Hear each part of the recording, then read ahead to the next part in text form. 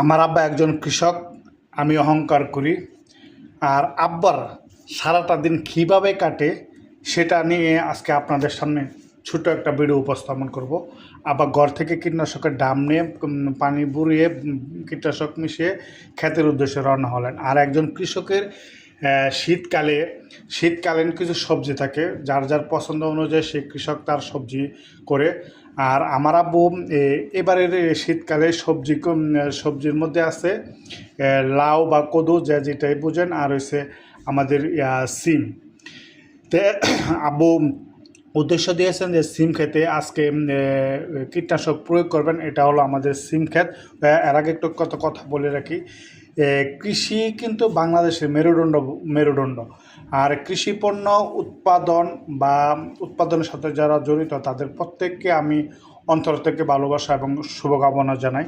এবং আল্লাহ পাক রাব্বুল আলামিন সকল কৃষককে সুস্থ রাখুক, কারণ কৃষকের দ্বারাই আমরা যারা বেঁচে আছি, কৃষকের দ্বারাই আমরা বেঁচে আছি। কারণ কৃষক আমাদেরকে খাদ্য উৎপাদন করে আমাদের খাইয়ে বাঁচিয়ে রাখছেন। আর এটা হলো সিম খেতে, দেখেন সিম পারতেছে। এই সিম খেতে আজকে আব্বু আমার বাইকে সাথে নিয়ে কীটনাশক প্রয়োগ করবেন। কারণ একজন কৃষকের স্বপ্ন যে সে যে ফসলটা করে সেই ফসলটা সঠিকভাবে যদি সে পরিচর্যা করে ফল সবজি বাজারে বিক্রি করে সে যদি কিছুটা প্রফিট পায়, এবং সেটা যদি একজন কৃষক যে কী পরিমাণ খুশি হয় যদি তার ফসলটা ঠিকঠাকভাবে সে গড়ে তুলতে পারে। হয়তোবা অনেক ক্ষেত্রে বাজারের সিন্ডিকেট, বাজারের রাস্তাঘাট, যানবাহন, সস্তা দাম, এটা অনেক সময় বাজারের উপর নির্ভর করে, যারা ব্যবসায়ী আছে তাদের উপর নির্ভর করে। তবে আমি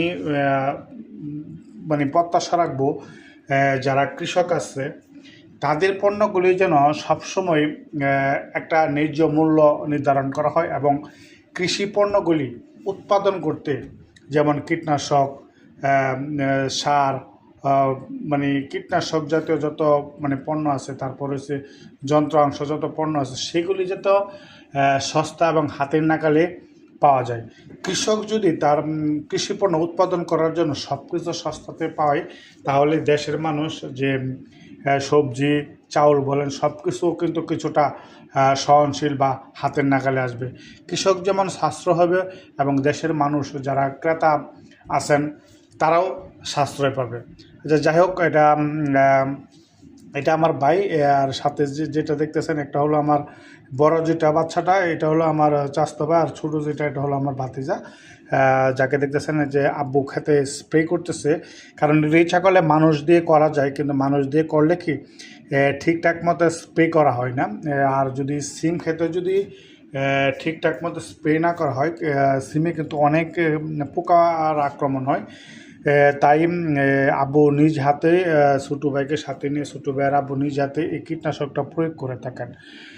কারণ অন্য মানুষ দিয়ে করালে কি খালি দৌড়ের উপরে দেওয়া জায়গা, এটা ঠিকঠাক মতো দেওয়া হয় না। কারণ সিম খেতে বীজটা প্রয়োগ করতে হয় ঠিকঠাক মতো, যাতে সব জায়গায় সমানভাবে কীটনাশকটা প্রয়োগ হয়, তখন কীড়ারা পোকামাকড় আক্রমণটা কম হয় এবং ফলনটা ভালো আসে। তাহলে দেখা গেছে যে মোটামুটি একজন কৃষক যদি তার ন্যায্য মূল্য পায়, তাহলে কৃষক সবচেয়ে হ্যাপি। একজন কৃষক কিন্তু শুধু লাভবানের জন্য কৃষি উৎপাদন করে না। একজন কৃষক কিন্তু আমি বলবো যে দেশের সবচেয়ে বড় অগ্রণী ভূমিকা পালন করে মানুষকে বাঁচিয়ে রাখার জন্য, খাদ্য ঘাটতি যাতে না পড়ে সেটা তারা রক্ষা রাখে। দেশের দেশের মেরুদণ্ড, যাই বলেন না বলেন, কৃষক দেশের মেরুদণ্ড। আর সেই কৃষককে অনেকেই দেখছি অনেক সময় তুচ্ছ তাচ্ছিল্য করে কথা বলে। বেশ কিছুদিন আগে, গত 1 বছর আগেও দেখলাম যে অনেক ধরনের তুচ্ছ তাচ্ছিল্যভাবে কথা বলে। আমি মনে করি যে তুচ্ছ তাচ্ছিল্য কথা বলার আগে একবার ভাবা উচিত, কৃষক যদি তাদের কৃষি পণ্যগুলি উৎপাদন না করে তাহলে দেশের মানুষ কী খাবে, এবং যারা তুচ্ছ তাচ্ছিল্য করে তারা কী খাবে।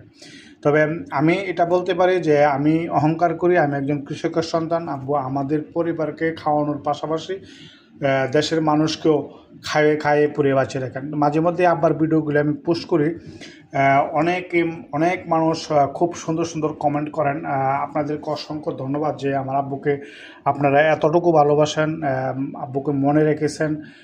আব্বুর প্রতি আপনার ভালোবাসা দেখে আমার মাঝে মধ্যে মানে খুব মানে মানে কী বলবো, যে আপনাদের জন্য শুভকামনা এবং দোয়া করি, যে আমার আব্বুর জন্য দোয়া করবেন, আপনাদের জন্য দোয়া করি আপনারা সুস্থ থাকেন। যে মাঝে মধ্যে মানে পিকচার বা ভিডিও আপলোড করার পরে আমি বুঝতে পারি যে আপনারা আমার আব্বুকে কী পরিমাণ ভালোবাসেন। যারা আমার আব্বুকে ভালোবাসেন আপনাদের সবাইকে আমার অন্তর থেকে ভালোবাসা রইল।